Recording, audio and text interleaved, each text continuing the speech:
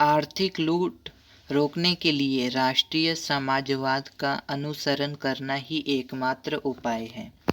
मुंबई में दिनांक 12 अप्रैल 1947 के दिन डॉक्टर बाबा साहेब अम्बेडकर की अध्यक्षता में श्री विष्णुपंत वेलनेकर को अलग अलग संस्थाओं की ओर से सार्वजनिक तौर पर सम्मानित किया गया।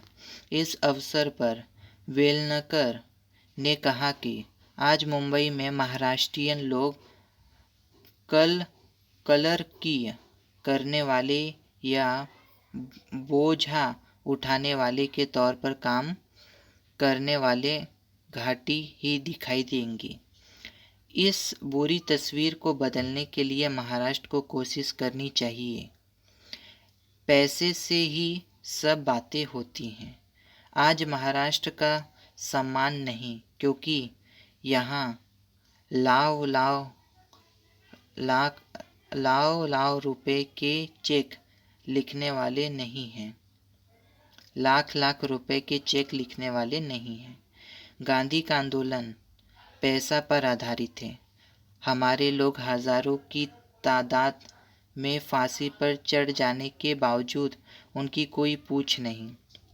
सभी बातें लक्ष्मीबाई की चमक के आधार पर चल रही है। इसलिए युवकों, लेखनी को व्यापार का साथ दो, रुपया कमाओ, शरीर को मजबूत बनाओ।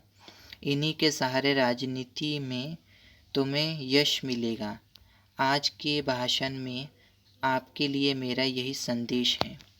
उसके बाद डॉक्टर बाबा साहेब अम्बेडकर ने अपने समापन भाषण में कहा, विष्णुपंत और मैं पूर्व परिचित नहीं।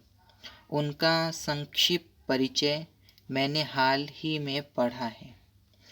उसके आधार पर मुझे 2-3 बातें शिक्षाप्रद लगी। पहली महत्वपूर्ण बात यह है कि शिक्षा में अपेक्षित सफलता न मिलने के बावजूद वह कभी निराश नहीं हुए।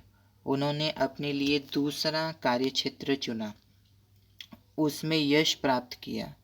दूसरी बात, उद्योग जगत में उनका स्थान।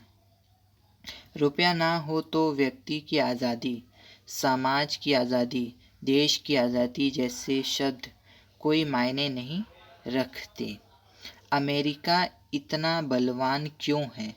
पैसों के कारण ही आज इंग्लैंड अमेरिका की मर्जी के अनुसार चलने लगा है। क्यों? इसलिए कि उसके पास पैसा नहीं है। अमेरिका से उसे पैसा मांगने पड़ते हैं। हालांकि विष्णुपंत के इस मत से मैं सहमत नहीं हूँ कि पैसा कमाने के लिए ब्रह्मचर्य की ज़रूरत होती है। यह अगर सही होता तो कहना पड़ता कि सभी मारवाड़ी और गुजराती ब्रह्मचारी हैं। एक हाथ से खाते हुए वे दूसरे हाथ से कमाते दिखाई देते हैं। उनके पास न विद्या है न कला, लेकिन अपने और अपनी 7 पीढ़ियों के कल्याण के लिए वे अर्थ संचय करते हैं।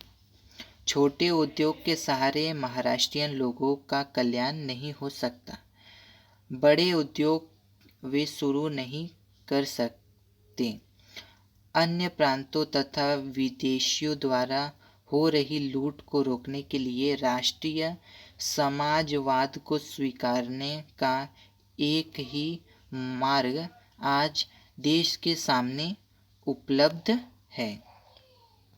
धन्यवाद।